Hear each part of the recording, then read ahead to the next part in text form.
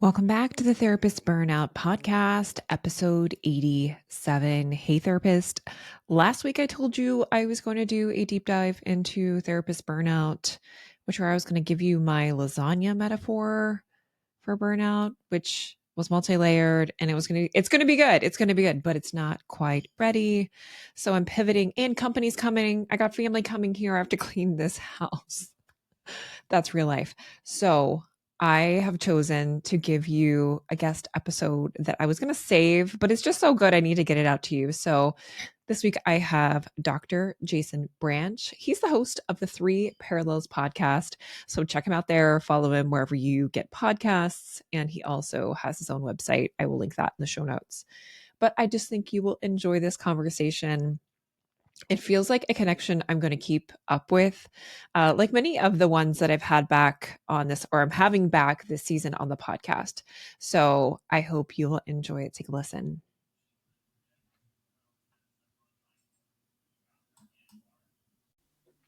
Today, I have a guest. I'm very, very excited to talk with Dr. Jason Branch. Hi, Dr. Branch. How are you today?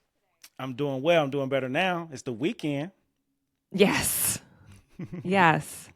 And I work in school psychology. So the weekend is like, it's been back to school, and I've been dealing with schedules and children and testing and my own kids' stuff. So I'm grateful. Good to hear. Let's just start out with my big question, and we'll go from there. How about that? Okay. What is your burnout story? I hope y'all got time. Buckle up, Buttercup, because we're finna go on a ride. So my story, and I'll keep it brief because this is a whole podcast within itself, but I'll keep it brief. Recent graduate out of a master's program, clinical mental health, and just had that Superman mentality that most of us have, and just trying to save the world, trying to work with every client population possible, because the more clients I can work with, the better I get, because I'm striving towards becoming this version of me that I thought existed in real time. So, or trying to be somebody I'm not. And that's all, many of us as well, this perfectionist mindset. So I was in that space and doing everything. And then I was working in residential treatment, substance abuse, residential treatment, where the clientele was, lies, cheat, and steal. That's how I get to my addiction, which is a disease. So this is how I maintain that. And me being a new therapist, I just want to serve. I just want to give. I just want to help. So you have a pull, a give and take to two extremes. All I want to do is help you. All I want to do is help you shift.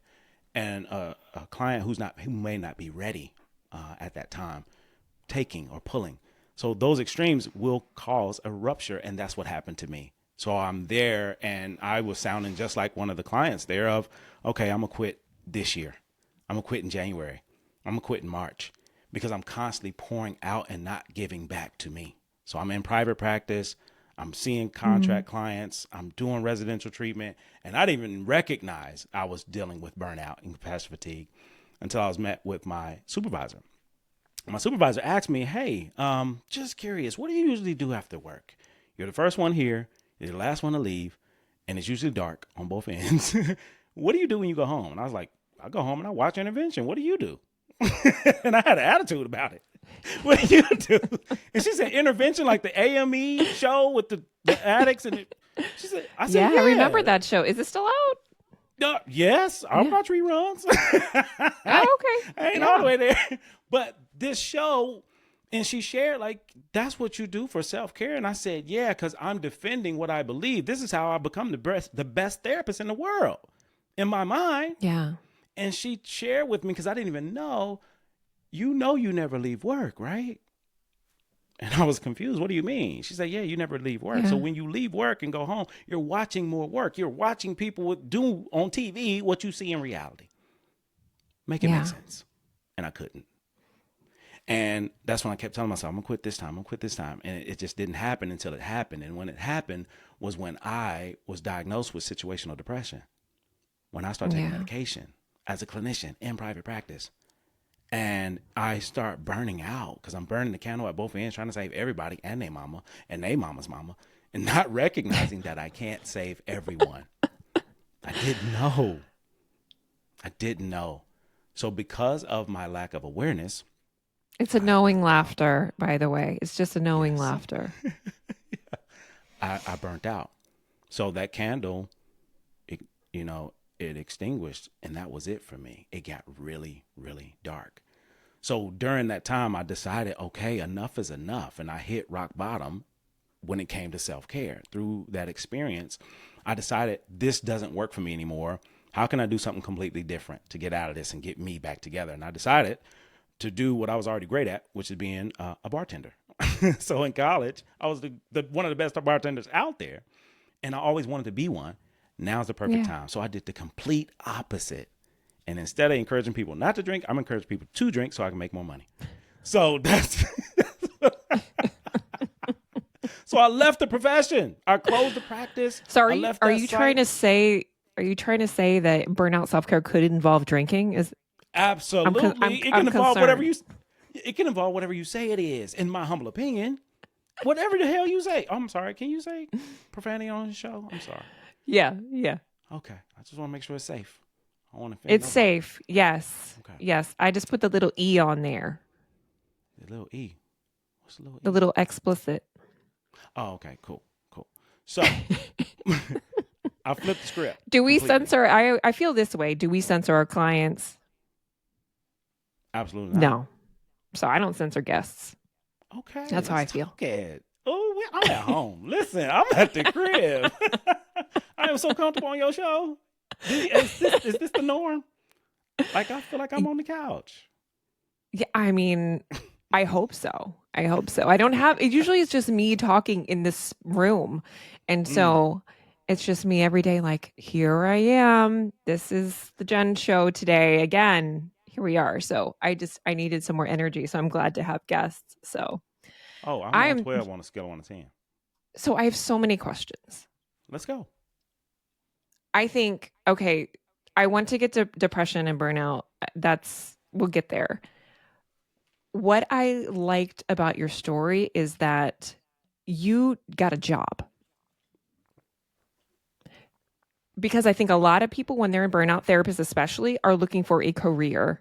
And they're like, what am I going to do? Like, I can't be a therapist anymore. Like, I can't see clients. And like, where can I work, Jen? Can I work at the library? Do I, Yeah. like, do I go back to accounting schools? Like, just to get a job. We just need a job. Like, we need to make money. That's what we got to do. Number one. So talk to me about that point where you were just like the pivot from I ended and then I started bartending and what that looked like. So the shift, number one, was a cognitive shift. I had to change the way I thought. And that created, because during this stage of shift of overcoming burnout, I created a lot of things. I was kind of in the middle of a space and created things. So one of the things I created was the 3 Parallels, which is the name of my podcast. And the 3 Parallels is who we were, who we are, who we're becoming. So that came from that experience. So I recognized who I was, Superman, believing I can save everybody. And then the future me had a conversation with me and let me know the difference between the belief and the fact. And the belief is I can save the world. The fact is Superman can't save the world. He can only save those in Metropolis. So if you live in Gotham City, you're fucked. When I recognized that, I shifted. That's not your city. It's not your city. This is not my city. I don't even live here. You with me. Jen, you with me. I don't even live here. I'm visiting. How dare I? I'm on vacation in Gotham. Come on. And we finna go hang out with Elon them because we billionaires. Come on. Let's go. Oh my gosh. Okay, let's get back So to funny. it. Listen, again, you Okay. made it feel this way. You made me at home, and I'm going to act me when I'm at home. So once I recognized that, I was able to pivot. Once I pivoted, I had to recognize my growth and the lack of growth for the people that's around me.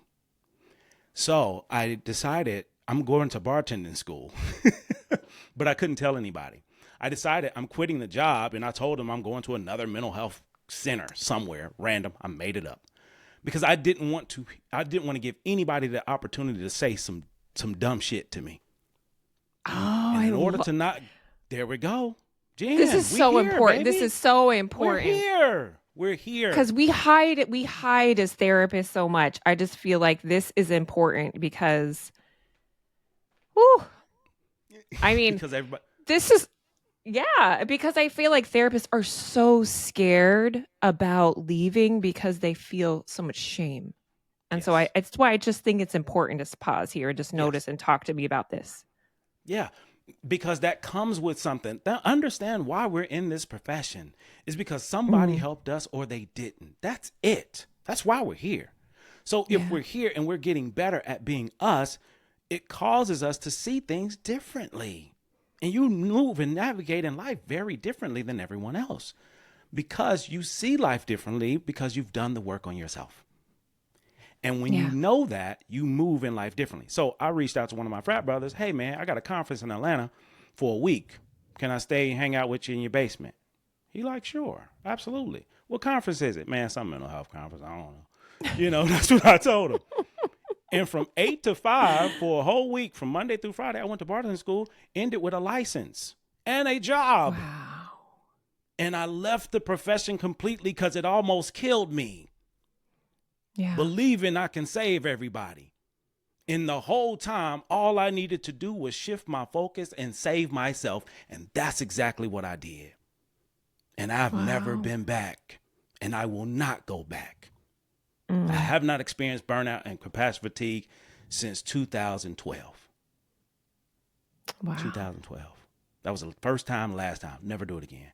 And I share me with anyone who wants to hear so they'll never have to experience or they can get out of it or recognize they're in it. You get to decide. Yeah. So I had to decide, yeah, I got this career, I got this license, I'm big time, 6 figures, I'm doing all this big stuff. Okay, but you're dying internally and Yeah. nobody knows it but you. Nobody knows because we wear the mask. We're no different because any point in time in life, you can be on either side of the couch. I'm talking about facts. Yeah. So I was on the couch again. I was on the other side. So I start working and digging into me. And my first job as a bartender, which is wild, was at one of the wealthiest country clubs in the state of Alabama. And nobody knew who I was. There was no sign on the door that said whites only, but it was whites Yeah. only. The only people of color were servers, were service workers. I happened to be one of those individuals. So I came in as a chameleon. Nobody knew who I was. I didn't even know who I was. Yeah. I didn't even know me. And, with the interview to become a bartender, I was prepared because I went to school. They asked the ingredients of a drink, and I knew exactly what it was, the ounces and what's this and what's that. I got hired on the spot. And in this industry, in the service industry, in this particular arena, the servers, the people that work there, it's a legacy. So their children work there and their children's children work there because within this country club, it's a culture related to legacy. So these are the people that are behind a lot of companies that we love, like, value, the families, the descendants of that. They're members of this club. And I had access. I had access with the knowledge that I had. Changed my entire life. One of the greatest experiences I ever had. And from doing that, and what's wild about it, with this job, I made more money than I did with all the other stuff that I had. Private practice. I made more money as a bartender at a country club. I believe it. I believe it. One of the things I talk about all the time, I feel like, is how little money I made in private practice because, the business was making, I was making like $80K a year, right? Yeah. My top year in private practice, which was 2020. What happened in 2020? I was busier than ever. I brought home 45K. That's how much I made on postdoc. Wow. The math does not math. These are No. facts. You're speaking facts. You're speaking my language. We're on the same page. We're on the same But page. I think it's like this, it's tied into the identity, it's tied into the dream, it's tied into the person. I am a therapist. You're a monk. No.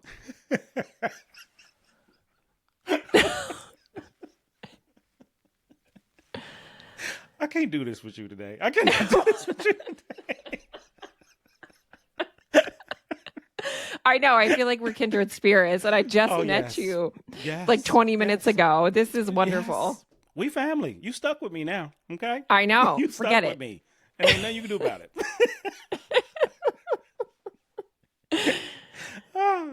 To the listeners, I need y'all to know this is us, okay? We family. We've been doing this is what we do. Done. Yes.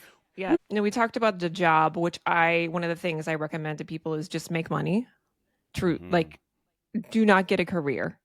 If you're burnout, no career. No, you don't need career counseling. I don't do that. I'm just like, we need to figure out like the next thing so you can actually heal. Yes. That's what I want you to do, is actually start the healing process. So let's just dive into depression and burnout, because I have my own depression journey, and I still struggle with some depression sometimes. And it's something I frequently talk about, that I think a lot of times burnout is mass depression. And especially for clinicians, I've done multiple episodes on the dearth of research on clinician mental health. The AMA, the American Medical Association, has like annual reports about physician depression, suicide rates, anxiety. I don't know. I looked up some research, and it was like a 2014 study this is the wrong country, but like in, I don't know where it was, Malaysia. Let's say it was Malaysia. And I'm like, this can't be right. This is our profession. And our clinicians, I know, are suffering, because I get emails all the time. I feel hopeless. I feel depressed. I am down. I don't know what's next. And those are the stakes for me, because I know the people that are listening to this might be struggling with depression. So talk to me a little bit about your journey through that and your experience as being a clinician with depression, and how you got out of it, maybe how you didn't notice it. So let's go there. Okay. So I wasn't aware, again, 3 parallels: who I was, who I am, who I'm becoming. So I didn't recognize my old self. And my old self was someone who would just burn himself out trying to save, trying to help. So some of the signs I recognized was just really short. I didn't have a lot of patience. I was really short. In traffic, I'm ready to fight. I'm ready. It's stages. You go from honking the horn to a middle finger to a fist to a get out the car. Like, it's stages. And you recognize I grew up in the DC Metro. Okay. It's different type of driving. Right. It's different. So stages, the rage, so many different things that comes out. And it's like, I didn't recognize because I wasn't looking for it, and I didn't have time. When you try to save the world, you don't have time for you or to see things that's going on for you. And when I start giving myself permission to pause, to stop, to shift, to say no, I started noticing things. So I'm going home and I'm noticing there's a pile of clothes that's been sitting in this chair for weeks. Bed hasn't been made in months. I'm staying in bed. I'm liking it dark. All these, I didn't even recognize it. I'm eating in the dark. I'm doing everything. What is going on here?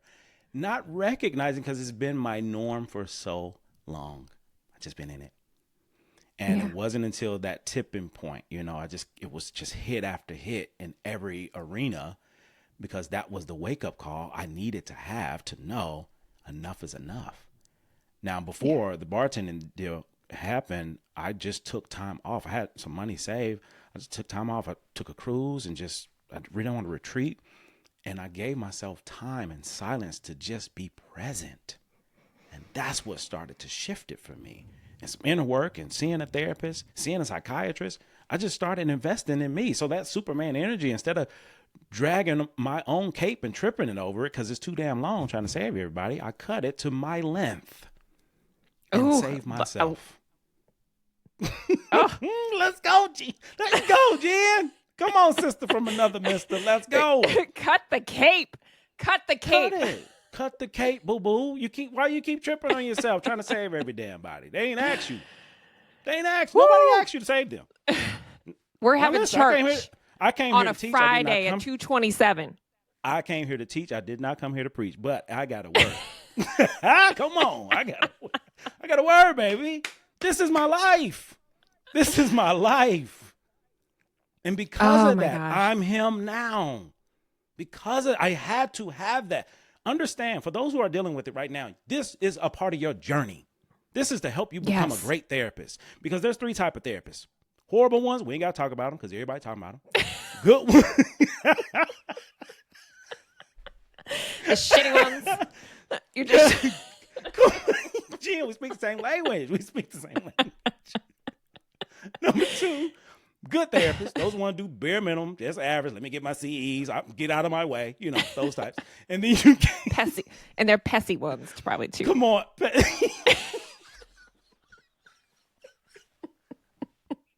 How much credit I get for this one? How much credit? I don't care what you're talking about. Give me my CEs.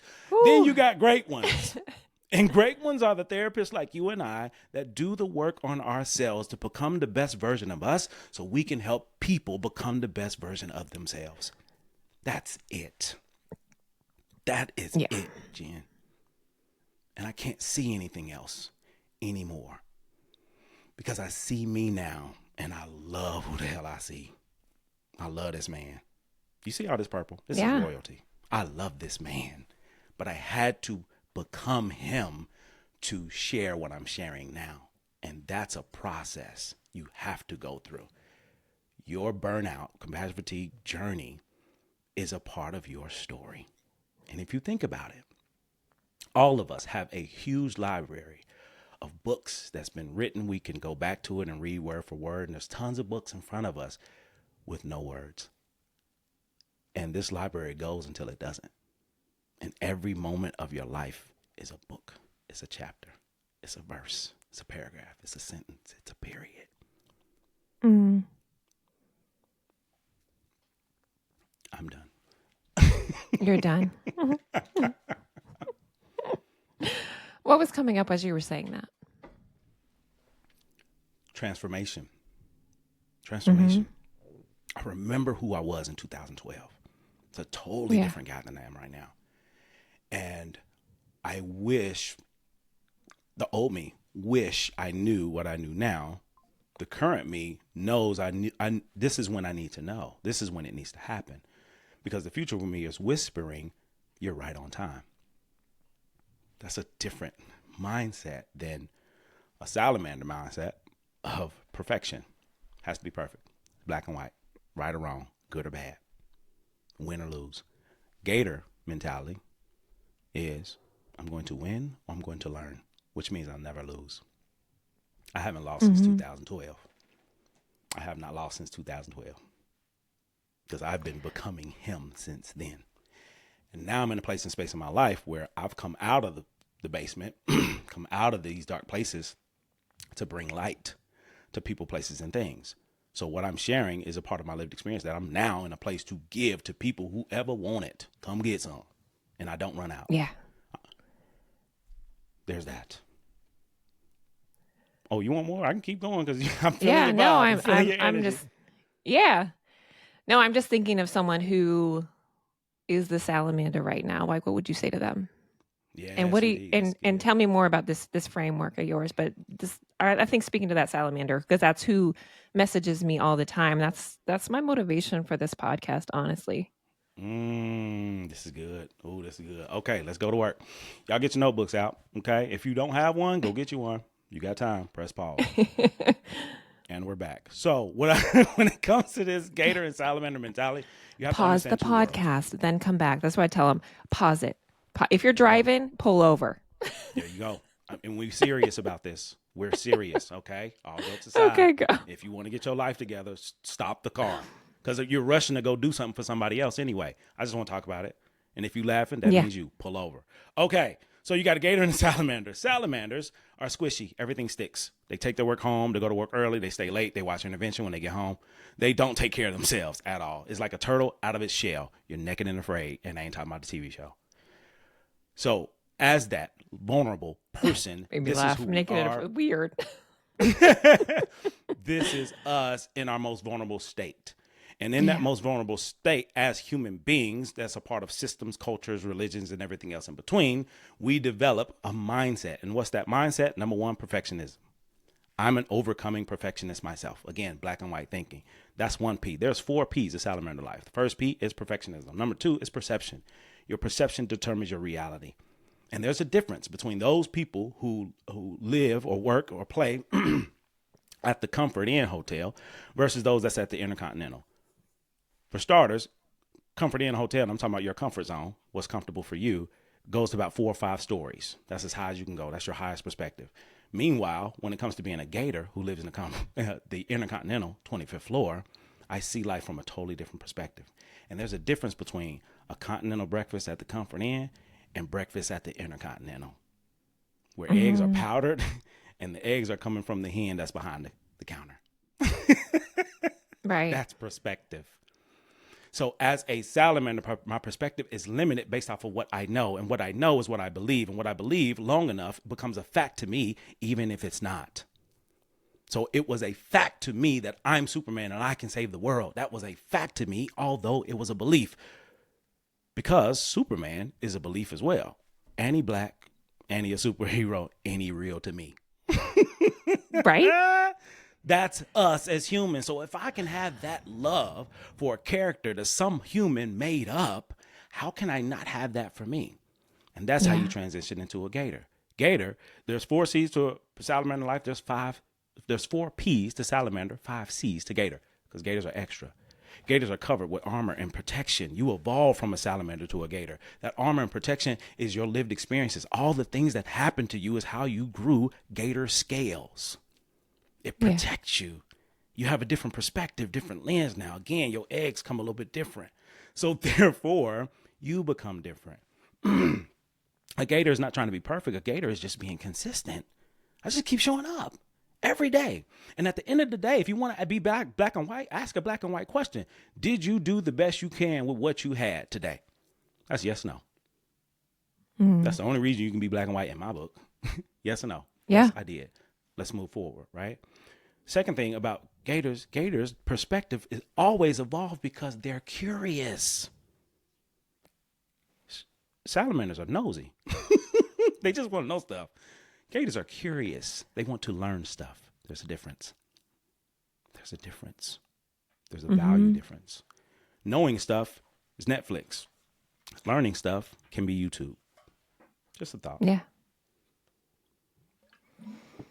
So pay attention to what you consume. So one of the greatest things I love about gators is gators know how to celebrate. Salamanders do not celebrate nothing. Last celebration you had was marriage, graduation, a big event, a raise.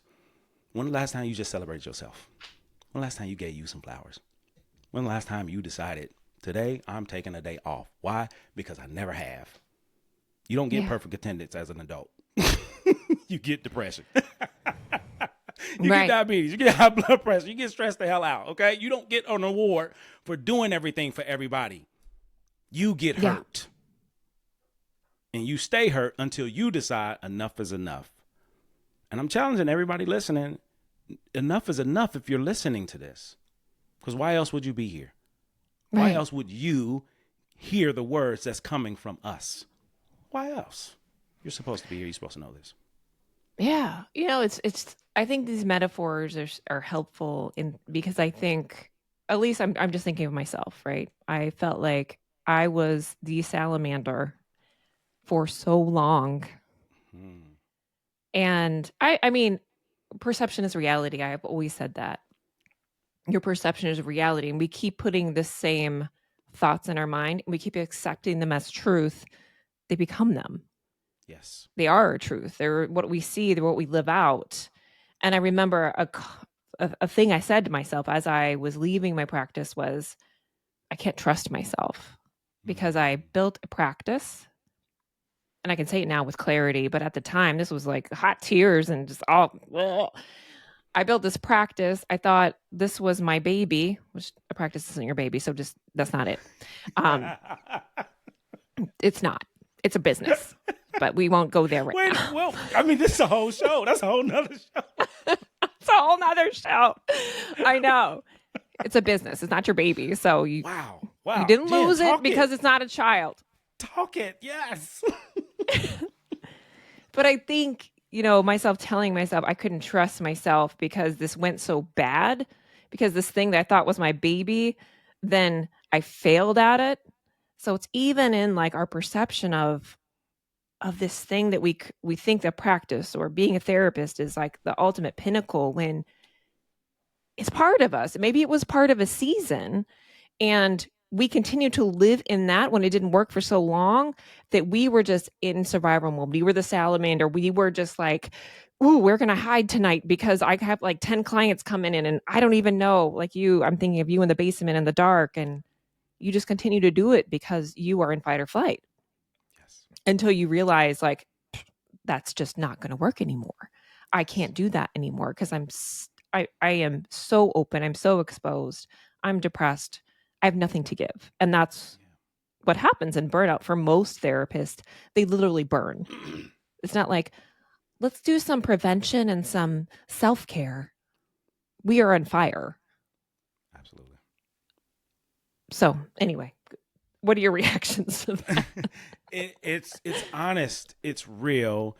And I appreciate you and this platform so much because we get to have conversations that needs to be had in a space where people can hear it outside of the walls or the ivory tower.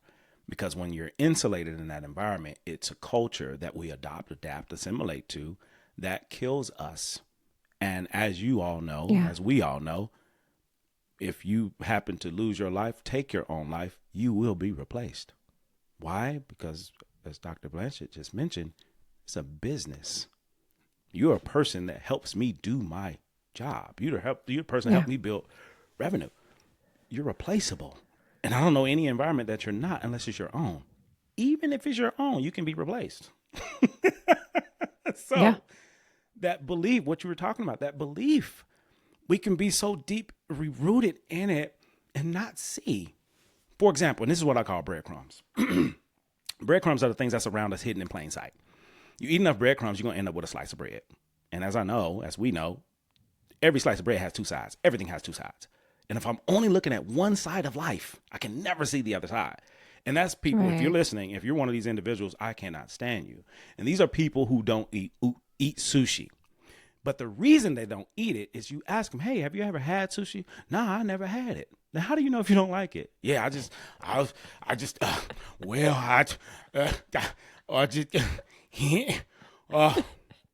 those people, if that's you, I'm talking about you. Because my beliefs is the reason I don't try new and different things. And that's including beliefs. To go a little bit further, everyone listening right now can identify with a cabinet, closet, drawer, room, something that is designated for things that don't work, you don't use, you don't need. Everybody has it. And that has followed you from birth to where you are right now in life.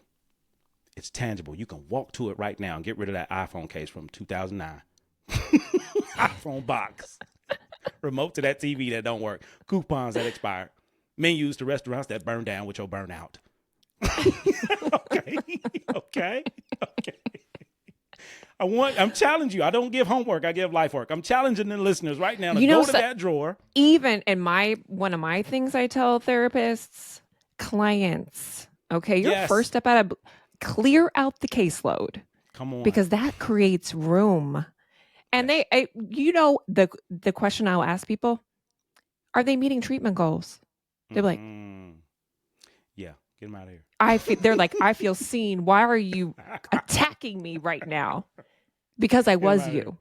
Come on. Because I was you. That's why. Because I lost my way. And I just kept showing up and seeing people for years and years and years. And I lost direction with them and myself. Come on. Yes. So that is why I asked that question. Because the therapy's lost because we're lost in it too. And so, well, I can't let go of them. Why? Well, because we just been doing this. That's what I've been doing. Comfort. All day long. Comfort. And comfort can lead to that, especially if it's not intentional. Like, that's not intentional. Because when you bring it to their attention, oh, I didn't even know. It's not intentional if you didn't know. And I was doing good work too. And that doesn't negate it. I feel some people are like, well, does that negate all the good work? That no, it doesn't negate it at all. It's just not serving you anymore. True story. True story. Yeah. And what I value, and I want to dive into where you are, what I value in this moment is the recognition. I left the profession twice. I took 2 breaks from the profession. The first one was capacity and burnout. And the second one was to pivot, to become exposed to anything outside of what I knew. What I knew was the ivory tower, working in academia, knowing the trajectory in academia. You become assistant, full, retire, pension, all that. And if there's a ceiling there. And I knew if I stay here, I know where I'm going to end up. I can see the future. We all can when it comes to that. So if I leave, I don't know what I'm going to see. And because I left, I ended up here with this podcast. However, the podcast has come to life this year. I've been sitting on it for a decade. Fears, depression, every other thing that I've been dealing with prevented me from bringing this dream into reality. And the dream is the being, meaning who I am. Because who I am is the person who does a podcast or be a guest on this show. You don't invite everybody. Don't get on this show. Let's be honest. You don't want everybody here. No, okay. Especially tech companies. Don't even try. Like, you're selling someone AI. No. Come on. But if you're here, there's a reason for it. And I look at things that way now. I never did before, but it's always there. That's why I call it a breadcrumb. It's hidden in plain sight. So again, if I eat enough slices, I'm going to end up with a loaf. If you keep talking to me, you're going to get hit in the head with a honey bun. That's what I do. It's soft, but it's still a salt. And if I eat enough honey buns, I'm going to end up with a few loaves. And if I end up with a few loaves, I'm going to wake up in Panera bread. That's where I wake up at every day. I wake up in Panera. What does that mean? I don't run out. When you are you authentically, you don't run out. When I'm trying to be somebody else, I run out. And what is that? Burnout. You're trying to be somebody you're not designed to be based off of what you believe. Going back to that junk drawer.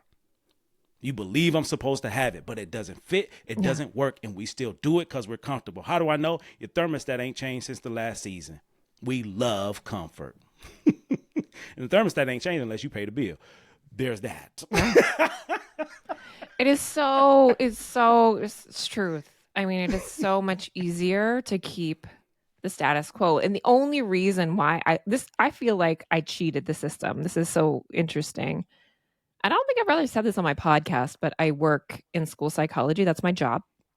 It's not my career. That's the job that pays the bills. Ooh. And because I'm a psychologist, I felt like I cheated because I pivoted to testing, essentially. I didn't leave. I don't think that now. I'm fine with it. I'm fine with it now. But when I made that switch, which was in 22, I was like, but I didn't really leave. These are the games that come into our minds about, I think, this profession, because we see, of course, it's honorable. I love therapists. I have a therapist. I love her. She's going straight to heaven. I'm convinced. I'm convinced. Dealing with my squirrel brain. It's. Listen, you are not getting rid of me ever. Okay. You just knitted a little sweater over my heart with that joke. You just knitted a sweater. I want to call my community. I don't really have a community with this podcast, but if it would, it'd be my squirrel friends. It would be. I think that's your community. That's her talking right now. Let's take a moment. Jan, this is for you.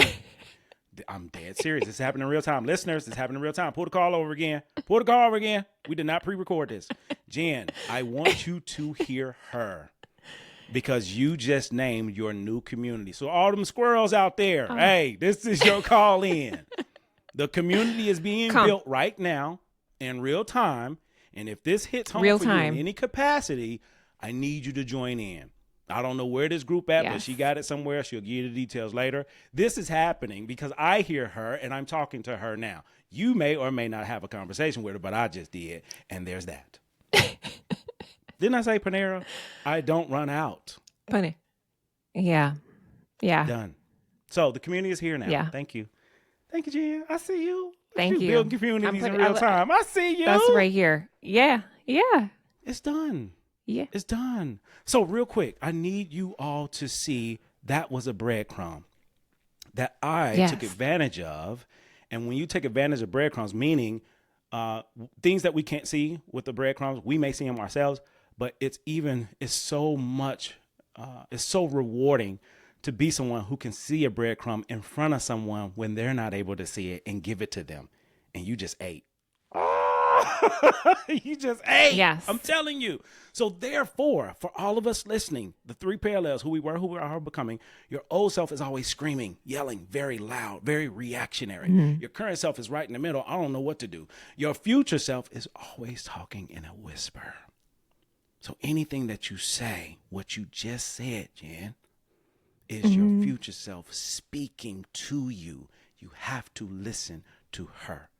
And I'm talking about capital H-E-R, not the R&B singer with the guitar. Yeah, we're just together now. It's just done. It's done. Yeah, it's done. And that's what happened. So Jen, now you have a community. Real quick, we can't lead this. We're not finna lead this. No man. You see how the old self tried to come in and turn the table over? I'm not having it. Not on my watch. We are not finna bypass this. You just started a community in real time. But you know what? I'm gonna talk. I gotta talk to old Jen though, because she was so scared. She was. I think of Salamander Jen all the time. And come on. And how brave she was. Though she was she was starting this podcast burnt out to a crisp. Just like, I'm gonna turn this mic on and just start talking and yeah. And I think that's who I'm talking to. Yes. So I know that, like, because when I meet with therapists, they're like the best people. And I know there's so much that needs to, even if it's like, just start your garden. Like, I don't care what it is. Like, live your damn life. Mm-hmm. And clearing out this stuff, throwing out the menus from 2019 or whatever. All the metaphors we talked about, and finding community. If it's, you don't have to start a podcast, believe me. I tell people that all the time. But I think finding your people and really calling them out to you is important to find out who you are now. I think that's part of it. Yeah, absolutely. For everybody listening to this. So, unfortunately, our time is getting close to an end, which is so sad. But I want to ask this question. This is an important question. How are you finding joy today, Dr. Branch? I'm finding joy today by being present in the moment. I am loving the moment and experience that we're having, that we're in, because this is a ripple. And anytime you throw a pebble in the pond, it's going to create ripples to go to the banks of the outer water all the way back tenfold. And that's what this is. You and I together provide a lot of breadcrumbs. We threw a pebble in the pond. It's going to come back. It's going to help somebody directly and indirectly. That's enough for me. Yeah, love that. And because I love a story, I'm also curious about, okay, you were a bartender. Then what happened? Like the postcard version. I just need like that, the completeness of a story. Thanks for bringing this to the awareness. I'm sure that the listeners was asking this question too. So let's put a bow on it. So my time at bartending was a great time financially. So I was able to make some more money. I was able to get off medication. I was able to overcome depression. I was able to overcome anxiety and stress because I was having fun again. I was serving and I was good at it. I made most of the money because I'm a talker. People love talking to me. They don't know I'm a therapist. I'm getting better as a therapist, talking to people. I'm getting 20% tips on whatever. I'm learning about wines and it's another world. I bet as a therapist, you would be, any therapist would be a great bartender, I mean, because you know how to listen. Yes, I was phenomenal, and I made more money because of it. So my skill set I brought with me, and then added a skill set being a bartender. Name one licensed mixologist and one licensed professional counselor. I'll wait. That's black and go to therapy.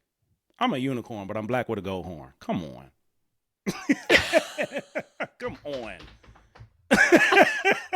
Come on. I don't play with me. I need you to stop playing with you. Stop playing with you. Okay. To close the title bar. I'm gonna finish this thing because we can do this all day, Jen. I'm gonna finish it. So I got my life together, got off medication. I developed the ESPM model for self-care. That's another model. I got models and bottles all the time, right? But my models are different now. I'm a gator. A little different. So I'll talk more about this on the podcast. But we'll have to have you back. You'll come back. It's fine. Don't worry. So during this time, I got better. I practiced self-care. I became him, and I knew it, and I was really great at what I was. And then I decided, okay, I'm ready to do something. It was about a year and some change. And I decided, okay, I'm ready to do something. But before I left, I said, I'll never go back to working in substance use and abuse. First job back was a clinical director of an outpatient treatment center. Oh, gosh. No. And whoever wants to be a clinical director, go ahead. I was there for a year. That was enough for me, and enough for the universe, because I was let go because of budget. And the next year, I was in a doc program. So that's how life works.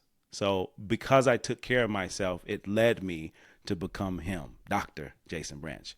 Because after that experience I had, it opened my eyes to who I really was, because I did the work in the basement.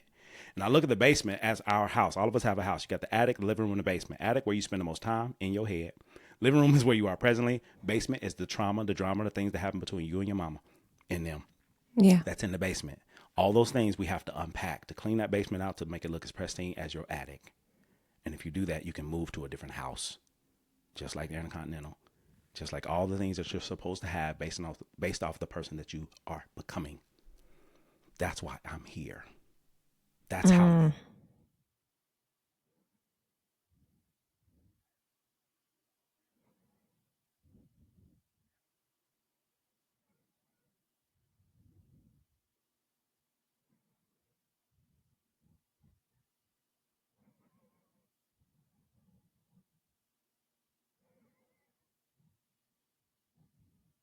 Yeah. Oh, yes. Well, I know that people are going to get so much out of that, and I think it's a perfect place to end. But I do want to if people want to connect with you, how can they find you?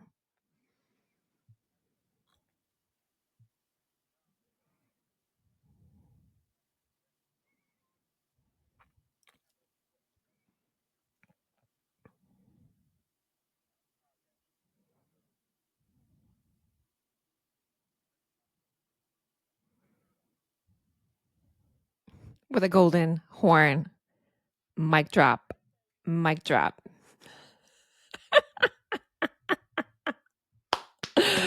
That's a wrap, y'all. I will talk with you next week. That's how I did it. So I had to experience that to become him. Now, all of those experiences I have, I'm sharing them, and people are healing because of it.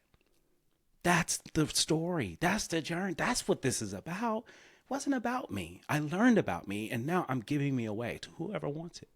You can have it. Because I wish I had me at that time.